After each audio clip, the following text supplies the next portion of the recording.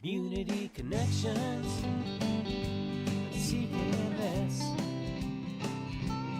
Local sounds, thoughts, passions, and success. Celebrate local, your neighbor's got a story to tell. Community connections, CKMS. Happy Monday, Waterloo Region. You're listening to CKMS Community Connections for Monday, the 9th of February, 2026. My name is Bob Jonkman. Today we're going to be joined by the members of Loon Town, back in the studio once again. They've got a new album called Cultural Drift. We're listening to the track called Rootless from that album now.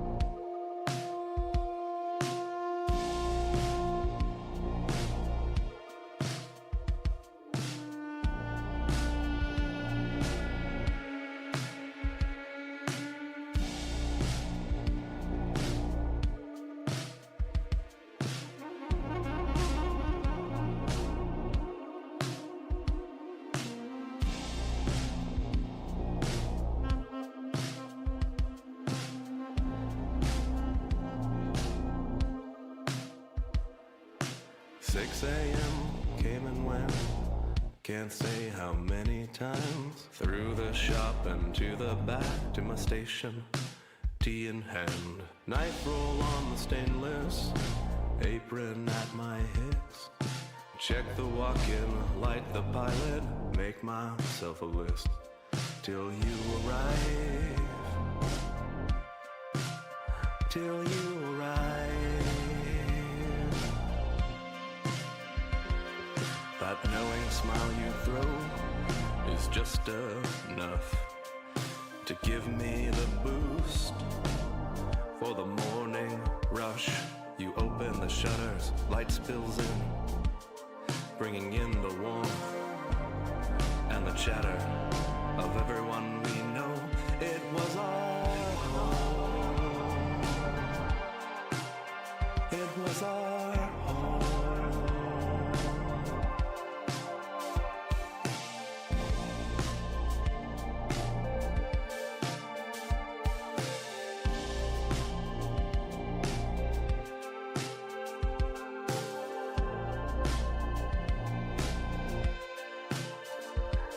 Until that night last January, as the snow fell heavily, I walked the streets in the midnight glow, everything quiet, save for the approaching sirens. Suddenly I knew, and I began to run as fast as I could. And when I saw your face, I nearly fell to the ground. How could it be that everything we loved was gone? But you took me by the hand and said, there's only one thing we can do. We'll build a place where we can all be. We'll build a place where we can all be. We'll build a place where we can all be. We'll build a place where we can all be. We'll build a place where we can all be. We'll build a place where we can all be.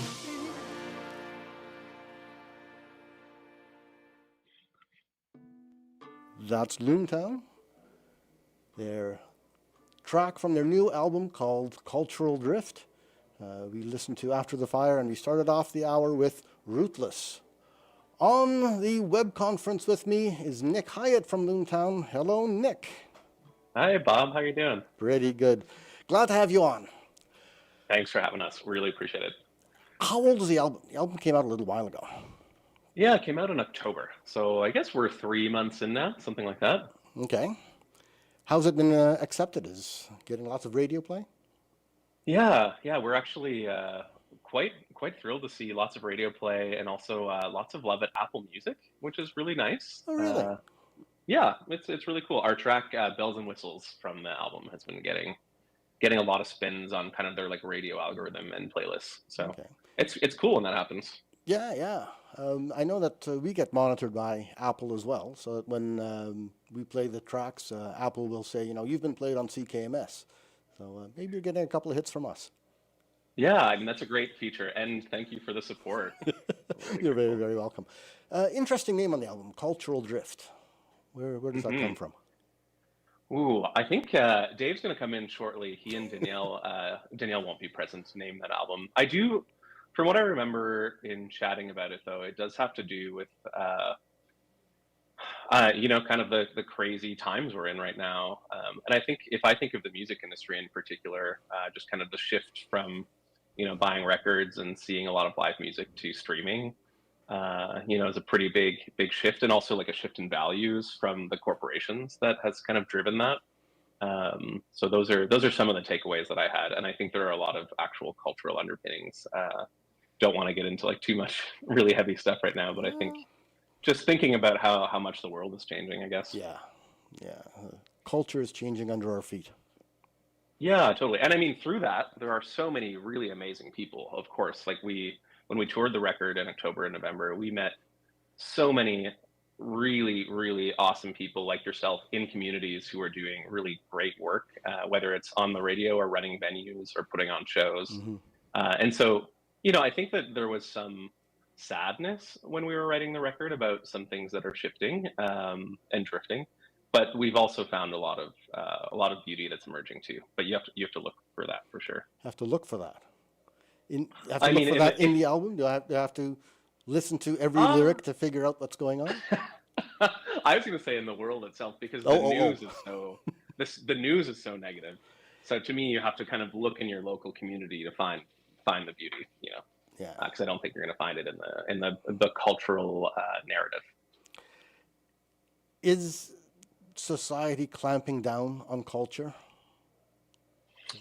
Uh, it does feel like things are being kind of pushed into specific bounds, maybe, um, if that makes sense. So not necessarily.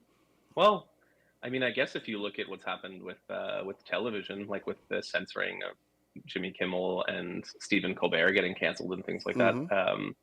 maybe there is some kind of censorship that's going on and some kind of pushing. And I would say um, the more mainstream culture feels a lot more streamlined. Like I do think that streaming platforms have created a sound, and Yeah. people to kind of succeed try to funnel into the sound. But again, I do think when you look at what's actually happening locally, I think that people are actually starting to experiment a lot again.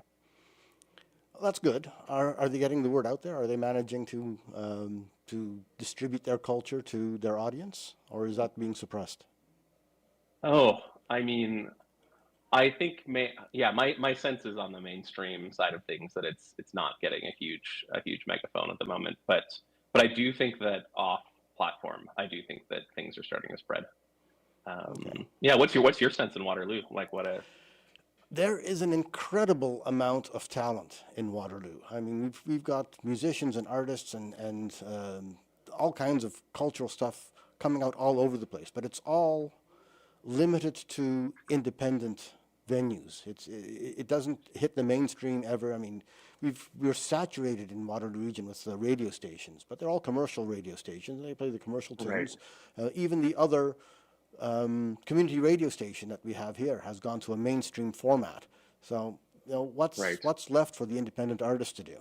Come to us, obviously. But, Yeah, which is great. I mean, it's so good that you're doing this. And I would say the same. So I'm in Whitehorse for folks who don't know. We're a long distance band. So David's in Waterloo, Danielle's in Penticton, and I'm in Whitehorse. mhm. And I would say exactly what you just said about the KW region here. Like the amount of talent that is present in the Yukon and in Whitehorse in particular is really mind blowing. The last couple of years, there are dozens and dozens of bands and independent artists and like cross disciplinary collaborations, like Yeah, people yeah. working across drag and visual arts and video and all these things. Hmm. So like it's definitely there. It's just a question, as you said, of like where does that fit in the larger like mainstream Yeah. narrative.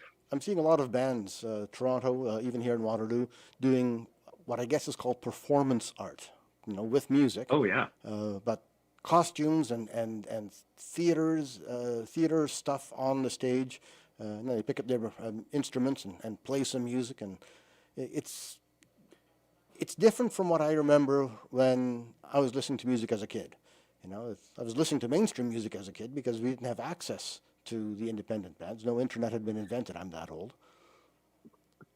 Fair. I mean, I also remember a pre-internet. I think it probably existed, but I have a distinct kind of time in my life where I got plugged in, I guess. Yeah. But yeah, and I guess maybe what I'm taking from that is that when you went to a show previously, you're just going to a music show, like a band is playing. There's not this like extra theatrical element, or is that right in my guess? Yeah. Be a band on the stage.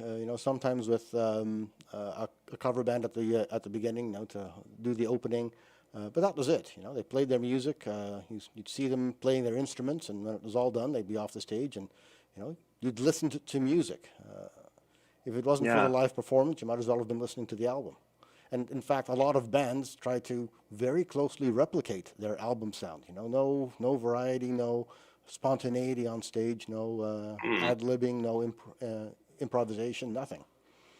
So, a question for you then is, what was the draw to the show in that case? And I'm thinking about it for myself too, going to shows growing up. Like, if it was so similar to the album, what drew you to see live music? Well, I was the stage crew nerd, so I didn't come to the Fair. show for the show. I came to the show to run the lights, to run the sound, to do the backstage stuff. But it was always appealing Yeah. to listen to the bands, and I could say, I saw them live on my high school stage. I saw them live at the Little Theater, that kind of thing. Yeah. And I mean, that's a thing that's shifted to the network, like of like pretty big bands playing high schools and community centers and things like that. That doesn't feel like it exists anymore in the same way. No, I don't think so. No. What we saw, about 15, 20 years ago, was the video road shows. You'd get an Mm, organization coming up with a bunch of video projectors, and they'd do a DJ set instead of having a live performance, and video screens in the background. And for a while, that was yeah. cool, but I think that got old rather quickly. Yeah, I definitely was part of that boom. There's also the big, I'm curious about this in Waterloo also. There's the really big boom in electronic music lately as well. So, like, Mm-hmm. in some ways, I mean, COVID contributed in some ways to bands not touring as much, but there are a lot of live EDM shows now and DJ shows. And I do think that it is cross-pollinating with bands also, Okay. and then it feels like people want an experience and they want to go out to music, and it's creating an atmosphere for bands to get back on Yeah, stage yeah. is my sense. There's a DJ club at the University of Waterloo who were coming into the studio for a while to spin their sets on the radio. So that was kind of cool. Oh, that's nice. Yeah, they're not doing it anymore. I think the fun interfered with schooling, or maybe vice versa. So that stopped. We do have another group coming in called Bandwidth. They've got a new crew starting, tonight actually. It's tonight at 7 o'clock. Our Bandwidth show, people coming in from University of Waterloo, the Jam Network. Oh, Musicians cool. who are performing for themselves or performing for others, inviting other musicians to come in. It's usually an eclectic stream of music, so that's always pretty cool. Oh, that's very cool. Yeah. Yeah, and I mean, I'm thinking like my background and like Dave and Danielle's in some way as well. We've all done radio, community radio in some sense. I was at Western, and Okay. I hosted a classical music show for 2 years, so totally different Oh, stream all from right. Yeah, yeah. these two things. So yeah, that was kind of my intro to live music was chamber music and Okay. that kind of thing. But which that world is still alive and well as well. I mean, it's changing We like are everything else, but we yeah, there's currently still lots of lack people playing. we currently lack a classical music show on our schedule. So if Oh, you wanted to do a remote live to air show from the Yukon, we have the technology to plug you in and do a show on the radio. oh, I will think about that. I run an instrumental record label as my day job, so I will think about that Okay. as something. And also, I mean, there's so many people at Laurier and I know in the KW region too who make classical music. I'm surprised there isn't someone Yeah. doing it for you. Yeah. Well, not yet. We're trying to broaden our horizons by connecting with the jazz faculty at Laurier, for example, or the Jazz Room, one of Right. the big venues here in Waterloo. Maybe do some live to air programming from right from the Jazz Room itself. So that'd be kind of cool. We'll Yeah, see what happens. totally. I mean, there's lots of stuff out there that we could plug into that we just haven't been doing, and part of that is Yeah. the lack of a good volunteer base. We don't have enough people to do all the cool things that we could be doing. That makes I know that's a big, like, I've chatted with the person who runs CJUC The Juice in Whitehorse, which is Hmm. our community radio, and Okay. we do have lots of amazing volunteers, and of course, like, you just need more, Yeah. like more people, because there's so much cool programming you can do, and it takes people's like energy, enthusiasm, and really like time to do it. Yeah. Exactly. So very grateful for everyone who does. Yeah. I want to zip back about 15 minutes in our conversation. You said that Bells Yeah. and Whistles was popular on Apple. Why that one? Yeah, we were surprised. It's not one that we released as single or that sort of thing. So we got the sense that if you listen to it, it's got this kind of like pretty relaxed guitar opening, and then it's a pretty mid-tempo piece. We wondered if it's in some ways the most accessible track on the album, because this record is harsher than our previous music. We're using a lot of modular noise samples that Danielle created, and our producer Ian Jarvis did a lot of like reamping and processing. That it has a grittier sound, I would say, and in some ways that track it's weird because I don't think it's like accessible necessarily. We actually thought of it as a bit of a weird track, but maybe it was the one that just kind of sat in a more kind of medium space, if that makes sense. Yeah. Gives me a good excuse to play that. Sounds great. Before we get to that, let's just say a quick hello to your co-conspirator here. Dave LaCalamita has just joined us in the studio. Welcome, Dave. Hello. Hello. Hey, Dave. So while Dave disrobes from the chilling cold outside, we're going to play Bells and Whistles by Loon Town.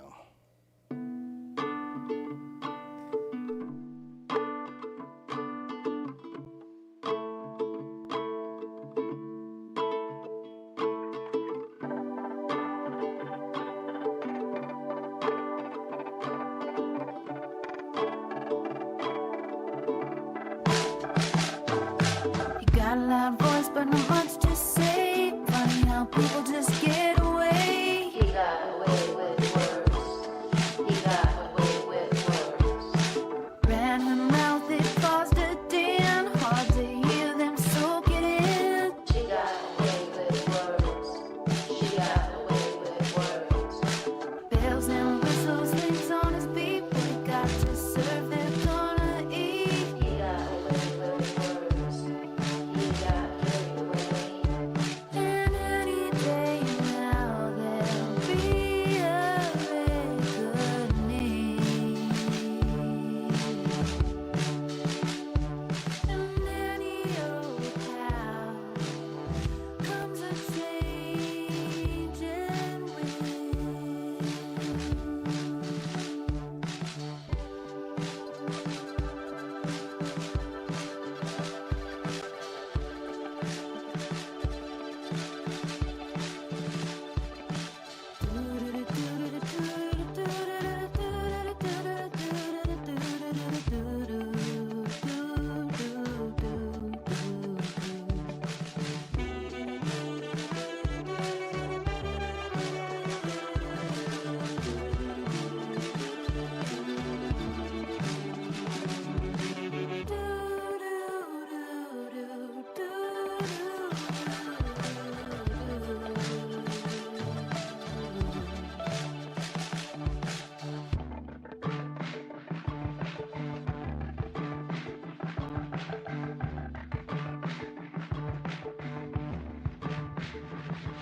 He got a loud voice, but not that much to say.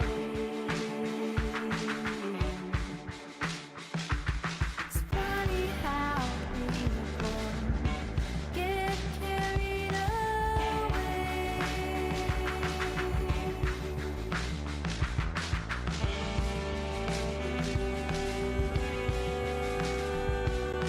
He got away with words. He got away with words. They got carried away with words. He got away with words. He got away with words. He got away with words. He got away with words. He got carried away with words. He got away with words. He got away with words. They got away with words. They got away with words.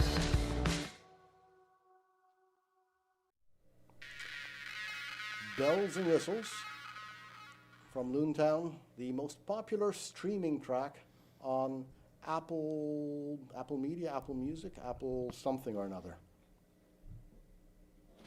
Yep, on Apple Music. Apple Music. Yeah. In the studio with me is Dave LaCalamita from Loon Town, and on the web conference is Nick Hyatt, who's up in Whitehorse. Welcome, both of you. Thanks. Yeah, I'm happy to be here. The reason I asked is that the email that you sent to me back in, November, October. Yeah, probably around something then like when that. we Around the released the time record. the record got released, you said that you were off Spotify. Yep. And that kind of tickles me because I'm no big fan of Spotify. I'm no big fan of any of the big corporate media. Spotify, I think, is the lowest paying streaming service on the planet. So Yeah, it's one of them. I think YouTube is actually, Nick can probably confirm this, but I think YouTube might be less, but Yeah, and Pandora is less. It's weird. It's low, but it's not the lowest. yeah. Oddly. okay.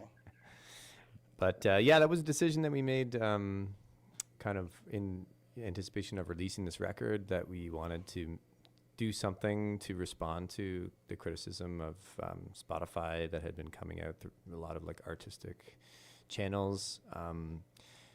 I think sparked a lot by the revelation that Daniel Ek, the CEO of Spotify, was investing heavily in military technology, and I think that just got a lot of people thinking about like where is the money going for the streaming services, and what is the trade-off for having your music available on those platforms, and are we getting value for ourselves, or are we just providing value for somebody else by putting our music up there? There's always the thing of getting the exposure through a popular channel like that. You know, get on the mainstream media, sell out, get popular, and hopefully that translates into some royalties, some recognition, some feed, something that will actually get you paying the bills. Yeah, and as you know, Nick kind of is our numbers person and released the record on just through their distribution channels. But what I remember is that Spotify, and probably our back catalog is still available on Spotify. We just decided to leave it up there. Kind of in the thinking that it doesn't have to be all or nothing. You can make a statement or like do something without having to kind of like, you know, take the brunt, take everything on personally. Right. You can still make a statement, and yeah. So I don't know. I don't think there's a right solution. But anyways, You've made a political statement through yeah, your music. essentially, and Spotify definitely was the platform through which most people were like accessing our music. I think. Okay. By a large Yeah. margin. Nick, maybe you can elaborate on that. But Yeah, I mean, when we put this record out, I think about 90% of our listenership was on Spotify. So it's a sacrifice to, and I mean, I don't even mean this financially because, as you said, Bob, it doesn't pay that well.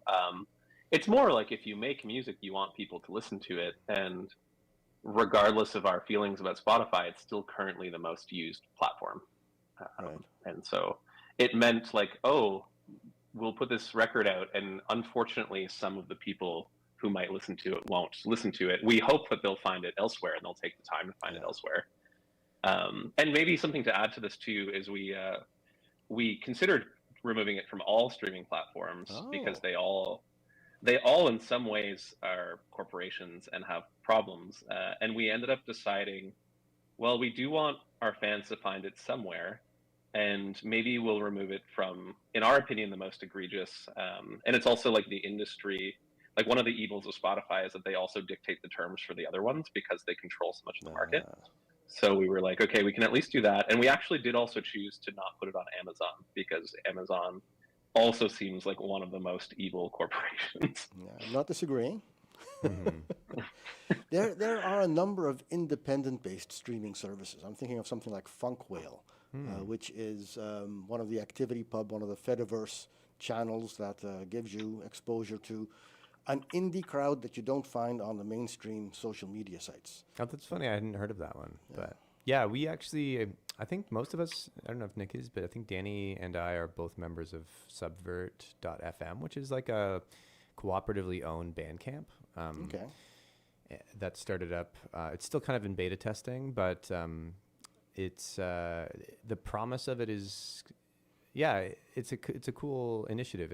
It's a co-op, so you pay to join the co-op, but the payoff for you is not only do you have this access to the service, but you have access to this, you own part of the company. So you have a voting share in this company. And I went to a meetup in Toronto about it, and the one of the people who organized around it was saying how it's not that it's not really the streaming service or like the Bandcamp replacement that is the technology that's being developed. That's just the premise around which people are organizing. The technology is the co-op, is the like collective action, you know?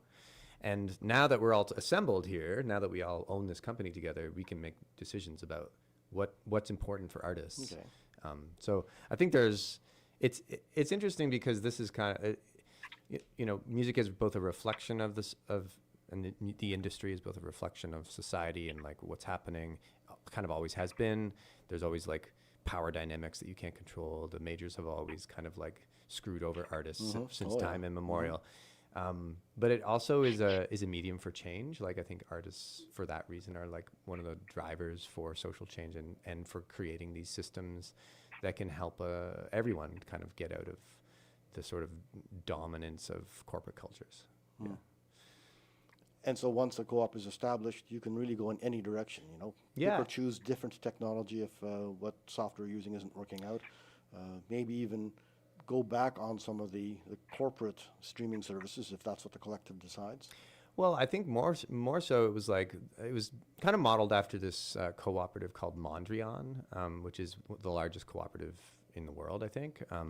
And there's a university, they own like, I think they own a power plant and a bank. Like it started out as a candle making company, and now it's like has many tiers because the membership decided, well, all of our members need banking services, so let's start a bank. Because they had so many members. Like even Subvert has like I think 15,000 members in like over 100 countries. You said you had a meetup in Toronto. Is this a Canadian company? No, it's an American company. I think it's based in Berlin and New York, but there were a lot of members in Toronto. And there's kind of, a movement, a co-op movement among artists, I would say, in the music industry that's starting. It's nascent, but I think it's exciting. Nick and I were just talking about how much talent there is, both here in Waterloo Region and in Whitehorse. Yeah. And probably all over, but we never hear about them because they don't hit the mainstream media. And that's, in my research, because this really inspired a lot of research on my part, like trying to figure out the industry and talking to all my friends, including I want to shout out Brody Conley, who played guitar on our record. And he's done paid research work for the music industry and for an organization called Water and Music specifically, who produced a report on the music industry and some of the practices and like where it's going. But he's such a font of information. You can follow him, Brode Conley, BRODCONLEY, on Instagram, and he's just always kind of like reading and researching. And he said, like Spotify's influence is just outsized. It's something like it represents like the vast majority of the streaming, and so it's important to push back on these things because the major labels essentially it's like an outcropping or an outgrowth of the major labels who really dictate the terms of things, and they promote not only their own music on major labels, but increasingly like artificial intelligence created music, and music that is created in like content farms, so not bands or people that you can find playing shows, but just people who produce music that sounds like something, Right. So it's increasingly like kind of just undercutting because the goal is to make money, not to support artists. So, Right. Yeah. I think there's always going to be an artistic outlet for people, even if the pay is zero or even if you have to pay to be heard. I think musicians, artists, painters, sculptors, just artists in general are going to get their art out there because you can't keep it inside. Yeah, exactly. I think we should play another song. Sounds good. Any requests? I've got the album sitting up here. So we've listened to the first 3 tracks: "Ruthless After the Fire," "Bells and Whistles," "Social Stigmata." Now that's an interesting name. Oh yeah, let's play that one.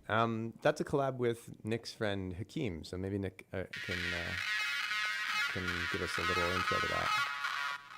Oh, is it playing already? Sorry.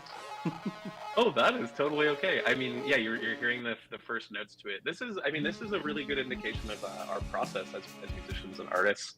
That sound you just heard is a modular sample from Danielle working with Dave. They were working in person and kind of had like a little setup where Danielle was creating sounds and Dave was capturing and processing them. And then we wrote a song with kind of from that sample. And then we invited my friend Hakeem, when Dave was in Whitehorse, to come in for the day and listen to the track and write some lyrics for it. And so then they wrote a melody and lyrics, and then we put everything together and recorded it with Dave actually singing the lyrics. So it's a true meeting of people. And our producer Ian Jarvis also in the studio just like put a lot on that too. Yeah. It's got that great spiky synth sound that I love. Yeah, it's good. So, all right, "Social Stigmata" by Loon Town.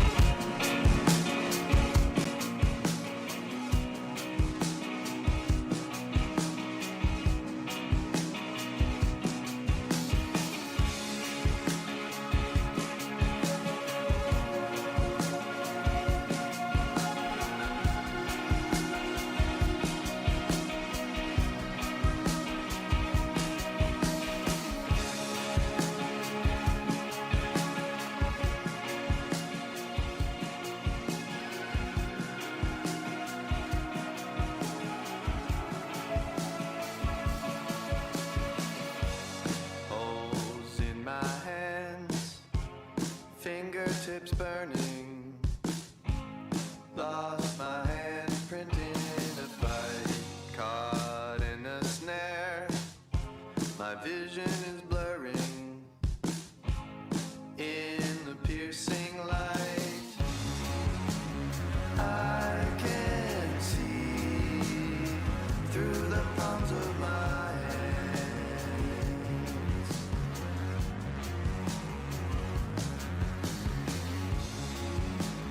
Blinding me like a prophecy plan. Can it be that the ancients got mad? Told me to land here, take my 2 hands here. Can it be prophecy lost in me?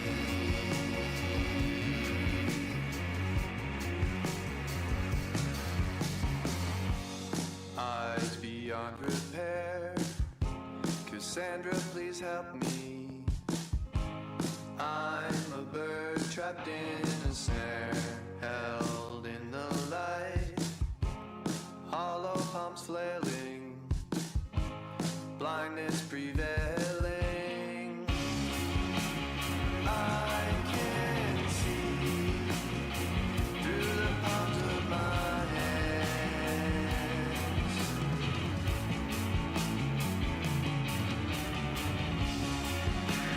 Lost in me, blind.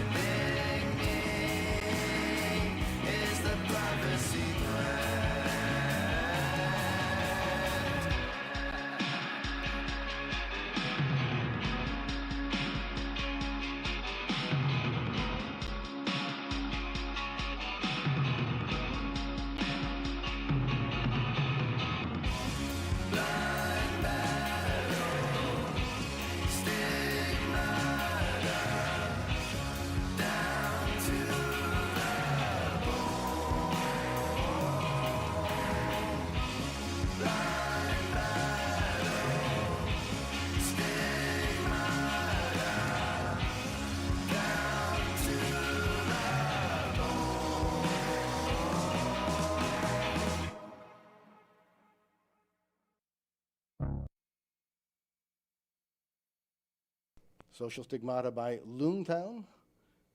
Interesting title that Dave, I think, has some more to say about.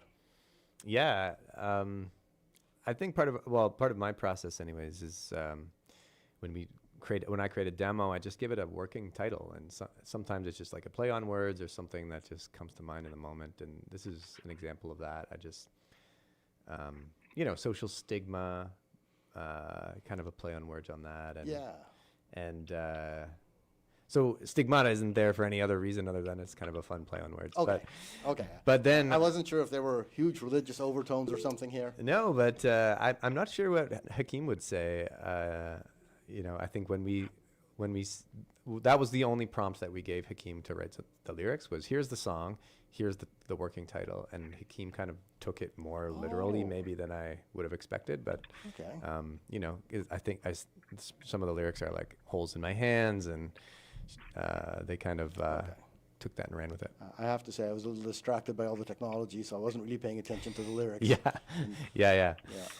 So it was great. It was a fun collaboration to work with Hakeem. I very often ask musicians, what comes first, the music or the lyrics? Mm-hmm. This is a case where the music and the lyrics are completely different people, which is truly in-depth collaboration. Yeah, sometimes it's fun to just toss things to your friends who you trust, and I don't know, just let it be what it is. Yeah.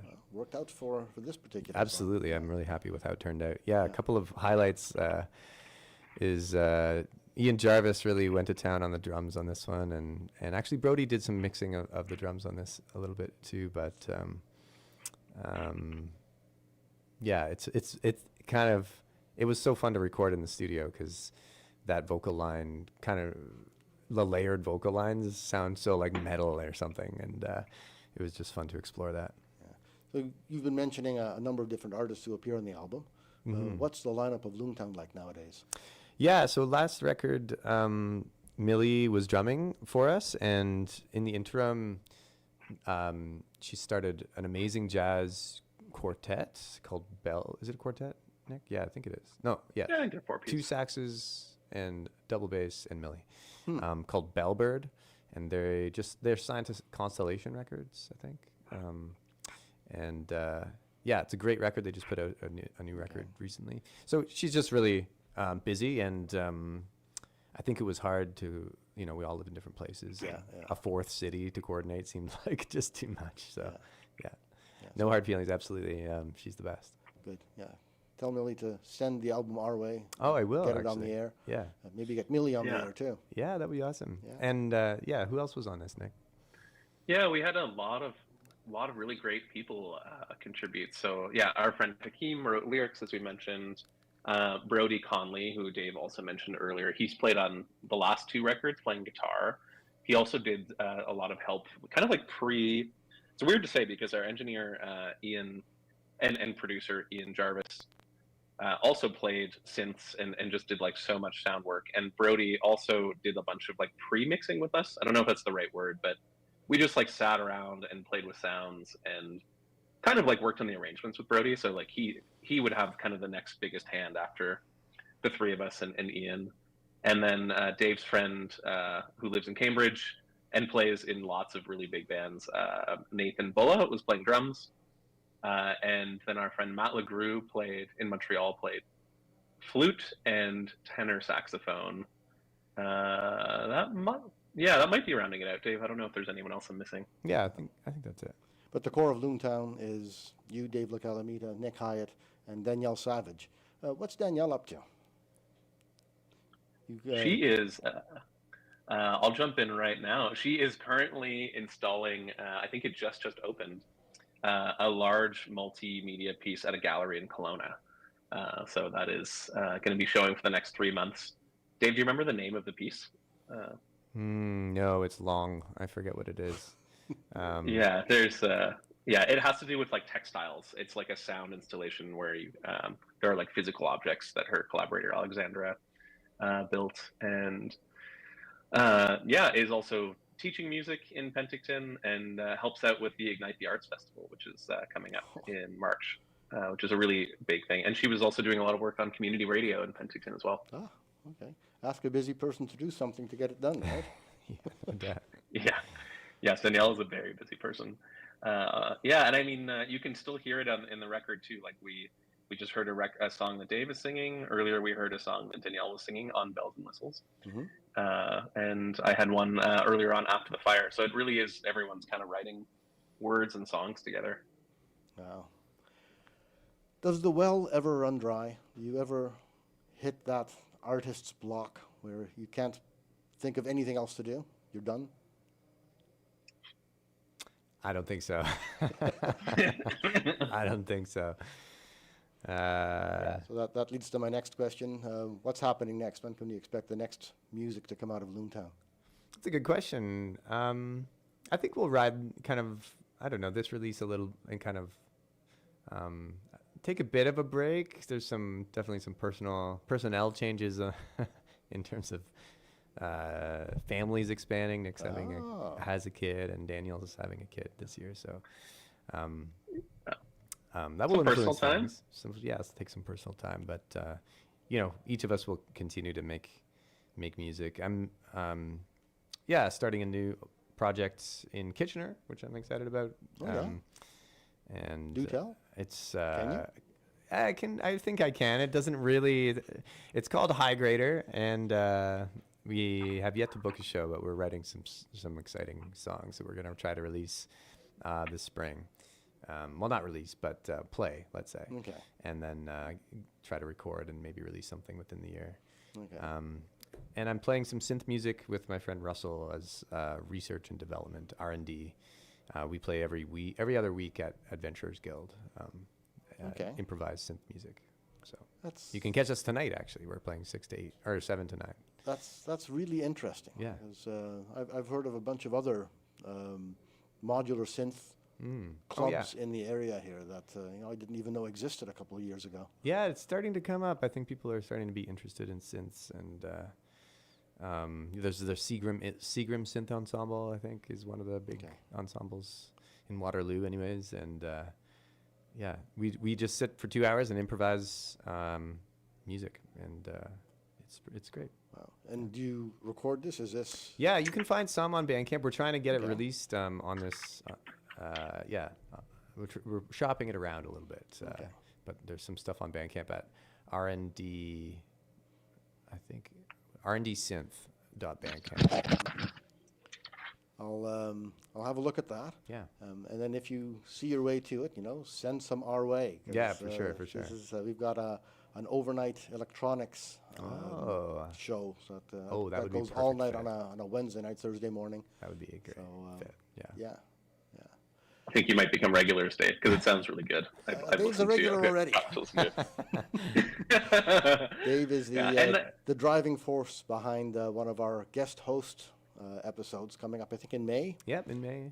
Dave teaches at St. Mary's High School and brings his students, who are music producers themselves, into the studio, and they get to show off their work. Yeah, it's exciting. Looking forward to that again. That's been a regular thing for, 3 or 4 years now? 3 or 4 years, yeah. Yeah, great. Yeah, I tuned into one of those last year. It was really fun. Yeah. And I was going to say quick, kind of relating to the R&D stuff, is we do actually have some stuff in the bank with Loon Town that is it's not similar aesthetically to what Dave is doing with Russell, but we have kind of like an improvised record that we did last year that we're not sure how we're going to put it out yet, but it is Danielle, Dave, Brody, and myself playing some more ambient, more instrumental music together. Yeah. Okay. I think we have time for one more tune. Sounds good. Any requests? What's left there? There's a short let's one. do Take Me There. Take Me There, yeah. Take Me There from Loon Town on Cultural Drift, which conveniently happens to be the next track in sequence. Great.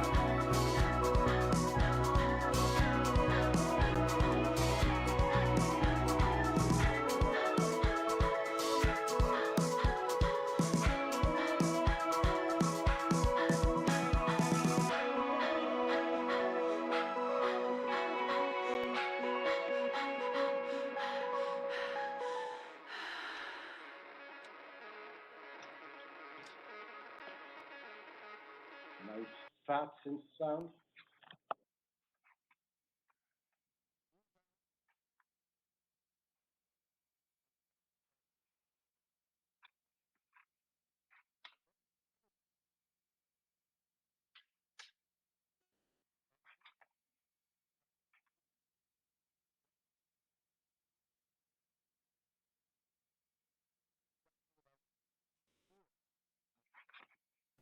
I was asking about touring, which I guess Loon Town isn't doing much of. Said you had a tour in BC a little while ago. Yeah, we were out in BC, played 7 shows in kind of interior BC. Danielle's based in Penticton, so we kind of use that as a home base, and went to Rossland and Kelowna and Nelson and Kamloops and where else? Penticton and Vancouver. And yeah, in Whitehorse, we played a show in Whitehorse. So That's got to be tough. I mean, you're coming from multiple different cities. You don't get a chance to play together very often. yeah, So how does that work out when Yeah. you get together and do this for essentially the first time? yeah. Well, go ahead, Nick.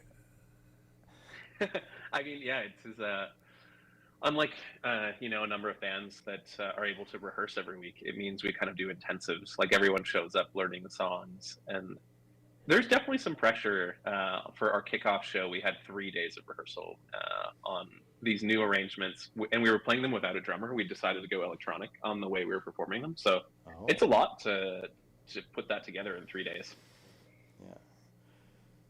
So there's no tours coming up, but possibly a new album coming out regardless. Yeah, I think I forgot about that ambient album, or that it's somewhat ambient. I wouldn't say it's Yeah.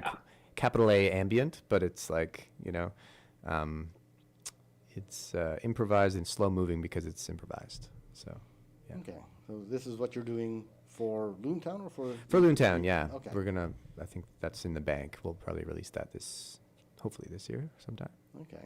I think sometime later this year. So how does that work when you're all in separate locations? I mean, you can't really do simultaneous recording because there's just too much lag and jitter between, using something like Google Meet or any one of the web conference applications. How does that work in practice? Yeah, we would never try to record at a distance. We demoed quite a bit at a distance in a way. Like we would kind of sync.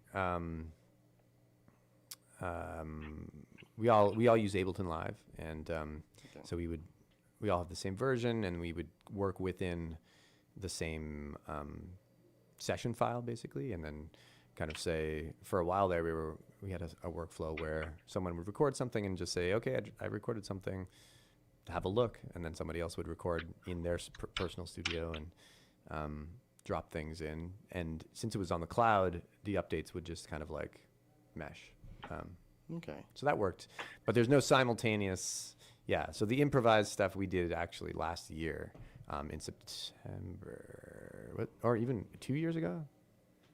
Yeah, like year and a half. Year and a half ago. Okay. Yeah. Yeah. Yeah, I was thinking that there's one thing to doing a show or a song in pieces if it's a structured song, verse, chorus, verse, that kind of thing. That seems much easier to do than ambient improvisational stuff, Yeah. Remotely, individually. No, yeah, we did all that. I think we just try to get together for condensed period of time and just plug everything in and hit record. And that's what we did. And so is it something that you then have to edit down tremendously? You've got like 15 hours of material that you edit down to a 10-minute song? In this case, I think it was a little like we were a little more selective. We would be kind of like, okay, we're gonna, jam for like a half hour, or something. And from what I remember, maybe Nick, you remember more correctly than I do. Yeah, I think you're right on that. Like where we were like, okay, that was a good section. Let's focus on that one. And I mean that is a big part of our process is these times when we can get together, whether it's 2 or 3 of us. So if we're thinking of cultural drift, this record had a session where Dave and Danielle were together in Penticton, and then a session where Dave and I were together in Whitehorse, and then a session where 4 of us with Brody were together in kind of near Gravenhurst. So and then between that, and then actually a session where Dave and I were in Montreal together as well. So yeah, we're trying to squeeze in as much in-person time so that the music also feels alive. Yeah, I think that's an important thing. You have to be in constant communication if you're going to collaborate at that level. Yeah, and Yeah, totally. the big part of it is just connecting, like, you know, I don't know, exchanging ideas and living life together and cooking, and I don't know, it's a lifestyle. Yeah. It's a good lifestyle. Yeah. I don't think I could manage that, but kudos to you for having produced albums at a distance and continuing to do so. Thanks. Dave LaCalamita, Nick Hyatt, thank you ever so much for coming on Community Connections yet again. Thanks, Bob. Get the next album Thanks, out Bob. and come back again, do it some more. You've been listening to CKMS Community Connections for the 9th of February 2026. My name is Bob Jonkman. CKMS Community Connections is produced at Radio Waterloo. Executive producer is Jennifer Strong. Associate producer is Jeff Stager. CKMS Community Connections airs every Monday at 3 p.m. and alternate Fridays at 3 p.m. as well. I'll be back next week.